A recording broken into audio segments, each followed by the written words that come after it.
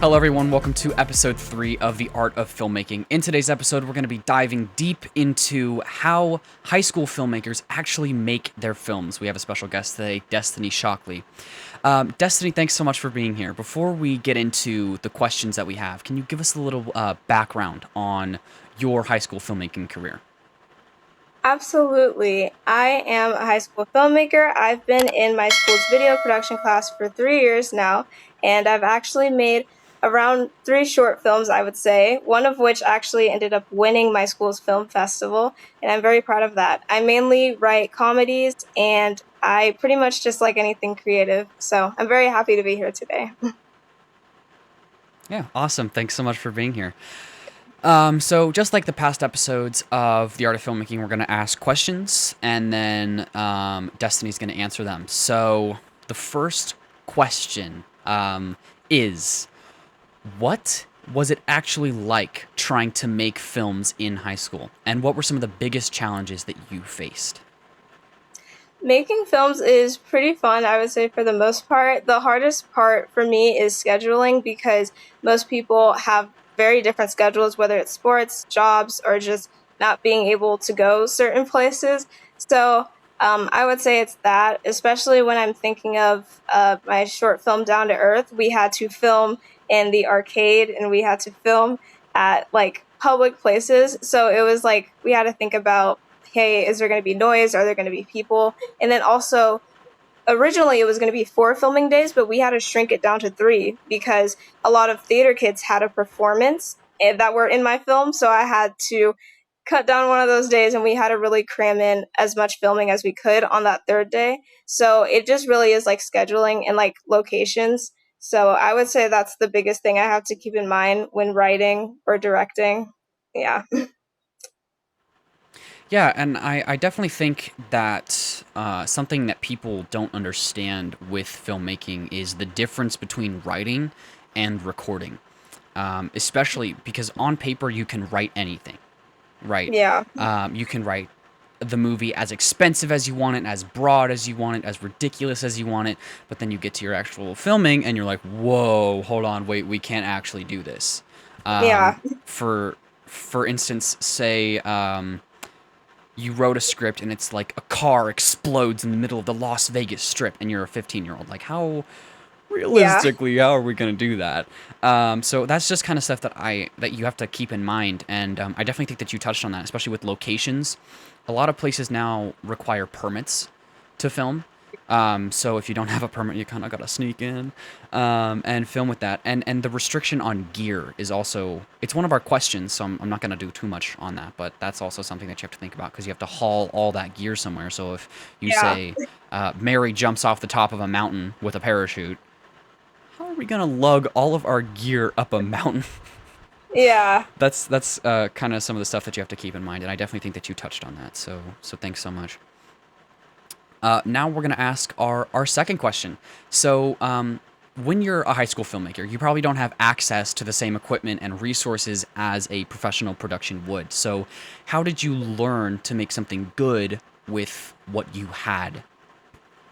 So I would definitely say, if you know people who are better at you than something, ask them to help you. Um, and then also, if you like know places that might allow you to use or borrow certain things, definitely use that. I make all my films with the cameras that my video production teacher have, and I use all of her equipment. I also have gone to my public library, which has cameras that you can borrow. So I've used that. I've used my teacher's cameras.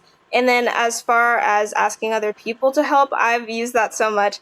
I knew this girl who was a photographer, and she was my main cinematographer for my films because she knew how to work cameras better than I did.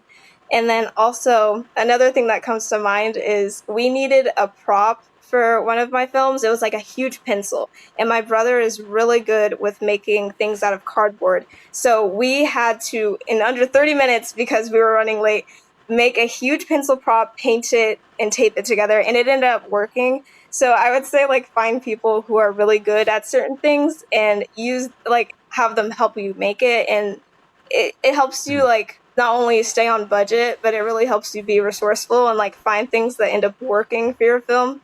and it may end up making it better. So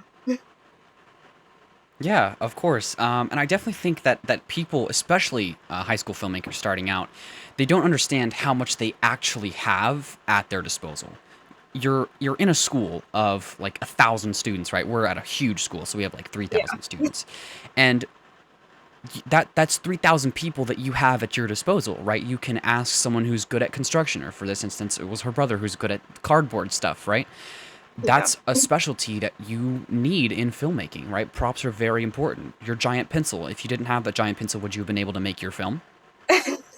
Probably not. It wouldn't. That scene probably wouldn't have worked. I would have had to like rework it. So Yeah, so finding people who are good at cinematography, like her photographer friend, finding people who are good at arts and crafts, so her brother who's good at cardboard, finding people who are good at like makeup, for your down to earth film with how you turned Kaylin blue, that is something that you have to probably be good at makeup to do that. I would imagine.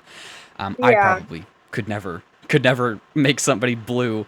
So it's stuff that you have to think about like that. Who do you have at your disposal?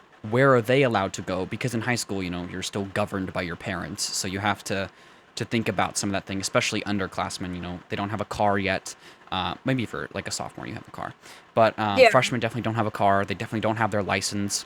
There's definitely places they can't go, right? Unless you have just the most chill parents on earth and they let you do anything. That's always like a diamond in the rough to find, is someone who can go anywhere and do anything. That's always awesome. yeah. It really So yeah, reminds those are some of me. the things that. Oh, I'm sorry. No, go ahead, please. It really reminds me that like Down to Earth is such a big example of like using our resources. Like, the blue makeup we used for Kaylin was Colby's makeup, like 'cause she had face paint, and then the Nerf gun that was used in the movie is this random guy's Nerf gun. I was just like, does anyone have one? And we just borrowed his, and then like just a lot of things were borrowed. I like the outfit that old man Dan wears is a journalism costume that someone had. Like it's just a lot of random stuff, and everyone was able to like pitch in and like Hmm. supply what they had. So yeah, I think you can really make anything if you find people who have things that they're willing to give up and things like that. Hmm. Yeah, of course. All right, let's ask our third question. This kind of ties in. All these questions kind of tie in with each other. So if you're paying attention, you can find like little keys that kind of go together with these questions. Our third question of today's show is: how did you find people who were willing to work on your films, especially actors and crew? So my video production class has been the main way I find people who are like-minded and who like to make films. And then by the people in my filmmaking class, they've connected me with other people. Like I will ask them, "Hey, do you know anyone who would be interested in this?" And they connect me with their friends. And it's basically like a chain reaction. Like they tell me about someone and they tell me about someone else. And then also, like theater kids, like theater's a great way to find people because theater kids are very willing to be in a ton of different things because they want the experience, and that's very often how I found actors. And then a lot of people don't mind working behind the scenes, so crew hasn't been like that hard to find. Most people are willing to hold a camera or like get things. So yeah, that's been how I found Yeah, people who are willing to help. I think cast and crew are very not. I don't want to say easy, but they're not challenging to find, especially in a high school environment. Everyone's got a distinct personality, right? If you're the quiet kid, you're the quiet kid, like that's obvious. If you're the energetic kid, you're the energetic kid, and like everybody can see that, right? So Hmm. I don't think it's hard to find actors and crew. I think it's hard to schedule actors and crew. That's a big constraint because if you have it on, say you're filming the Saturday before Christmas, Yeah. that's a big Saturday, right? So you have to. It's not professional filmmaking. It's not even close to professional filmmaking, right? You may have some professional gear and some light professional experience, but it's not professional filmmaking. So it's chaotic. It's messy. It's oftentimes not going to work out the way you think it's going to work out. One of my films last year that was in the film fest was Forgotten, um, and I'm sure if you guys want to watch it, it's on my YouTube channel. Also, Destiny, is your film on your YouTube channel? Oh, yes, all of my films are on my channel. Hmm. I'll have those linked in the description of today's video, so if you guys want to go check those out, you can. But it's hard to find when everyone is available and where everyone can go. We filmed the entire Forgotten sequence, which is in the desert, like right by my house. Like we drove like 2 miles down the road, and the whole 7 minute short film is filmed in one probably 30-foot square radius. We just changed the camera angle and changed the focus, right? So knowing how to do things like that and where to film, like instead of putting it in the desert and in a house and in a bathroom and on the strip and on a highway. Like those are 5 different locations that are super hard to film in. Find one location that you guys can all kind of congregate in, and then film it with different angles and different focal lengths and lenses and color filters, and use things like gray cards to perfect your white balance and things like that. All right, let's move on to our fourth question. What is something that you wish someone had told you when you first started making films in high school?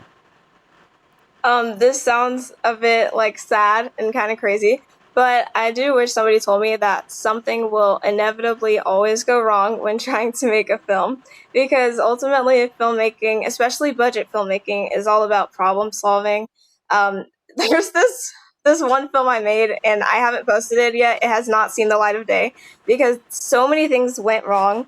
Like you said, scheduling is a big one. So someone was late because of a job and that delayed our movie. It was raining that day, so we had to stop early, and because there was thunderclouds, so it messed with the continuity. One of our props got broken, so and we couldn't replace it because we were out in a park. The entire film took place at the park, so we just had to like keep going, and eventually the film did get made. I wouldn't say it's like terrible, but it did show me that like filmmaking is definitely a process and you just have to keep going and you have to get it done, and it can still be something that works. So I think that one probably taught me like the biggest lesson. Hmm. Definitely, yeah, I agree. I don't really have anything to say on that because I agree with everything you said. The one thing that I wish someone had told me when I first started making films in high school isn't actually about the production aspect of it, it's about the writing aspect of it. Oftentimes, when we're writing scripts, especially as young filmmakers, we won't write realistically. We'll write, and like I've been touching on this kind of the whole video, we'll write ridiculous characters, and we won't be able to film that. And then not only are our characters like ridiculous, but they're not real. Like say you're making an emotional movie, and you have not spent time in your character, right? Mhm. Every time we're writing a script, I always tell, and I'm not like perfect at writing scripts at all. I'm still very new to this. I'm only I'm still in high school, so we're not professionals in any sense of the word. We're still learning, but with experience, we can share advice to younger filmmakers. And my advice is to know your characters. If you haven't lived in your characters and you can't tell me what your character's favorite color is, or what your character's favorite ice cream is, or where your character's favorite place to go is, then you don't know your character. And if you don't know your character, you can't direct an actor to know your character. So my number one thing is know your characters the best that you can possibly know them. Know them like your best friend, right? And write realistically. All right, let's move on to our fifth and final question. If you go back to your first year of filmmaking in high school and give yourself one piece of advice, what would it be? My piece of advice would be to find people who care as much as you do. I like if you're like me, you typically find yourself being the only one in a group project that's doing anything, and you know how hard that is. So I would say if you find other people who are as passionate as you are, it makes the process so much better. Like if like Down to Earth would have never worked if I didn't know Kaylin and I knew she if and I didn't know she'd be willing to put on face paint. She was the first person that came to mind when I was writing Nova's character. I was like, Nova's a very spunky, very crazy girl, and I was like, I know Kaylin will be able to play this, and she's willing to do it. And then Bailey as Maya also like really added to her character. I wrote them a certain way, but they just like really added to those characters. And then also Cooper in my Object short film, I had him play a mime, and the mime it had to be willing to dance, and he really gave his all in that character as well. He really got silly. He really like he was he was okay with being a bit goofy. So I would say like find people who care as much as you do. It makes the process really fun, and it makes your film definitely turn out better if everyone's really passionate about it. Hmm. And might I say, both of those films are so great. When I was watching them during the film fest, when I was watching Down to Earth, I was like on the edge of my seat, like waiting to see what happened next. It was so amazing. And the mime, that's what it's called, right? Is the mime? It's called Love Jets, but yeah, you could call it that. Oh, okay. Okay. It's great. Like it's short, but it's Yeah, funny, and you're yeah. great at visual storytelling. And the transition from when he puts on the hat is it's so good. We still talk about it in class to this day. Like every time Miss Stevens, Oh, that's our video production teacher. We every time she goes, "Do you guys want to watch some project?" We're like, "The mime. We want to watch the mime." It's so amazing. It's so good. It's so creative. It's so funny. And you're very good at writing comedy.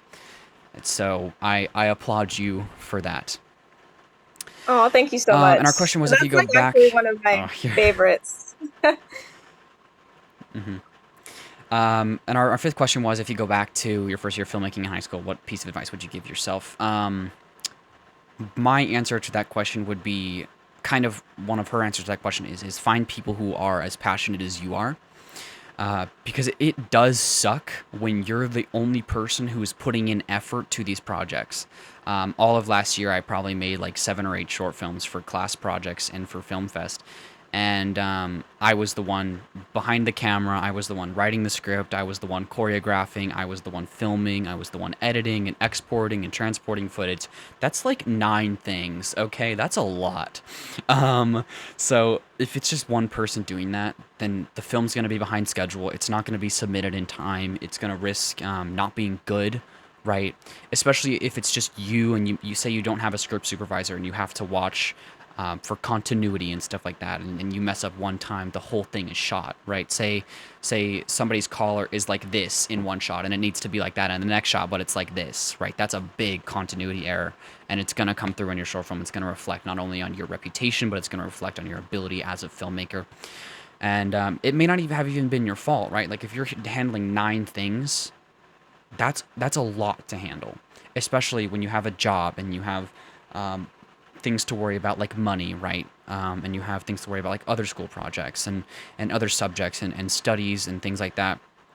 It's all a lot to manage. So when you find people that are as passionate as you and they're willing to put in as much effort as you are, it makes that process a lot easier. And I know it's really hard for young people to kind of turn over the control of their project to somebody else and trust them because oftentimes high school students don't come through because they were tired that day and they didn't want to do it, or they were on their phone scrolling on Instagram and they forgot to do it. Right, all of these excuses and stuff. So it's really hard to find those kind of people, and once you do, it is great and it makes the process so much easier. Thank you guys so much for watching today's video. Unfortunately, we had some technical difficulties recording the conclusion the other day, and we were unable to get Destiny's video to upload properly, so unfortunately we can't hear her final comment. But thank you guys so much for watching, and I will catch you all in the next one.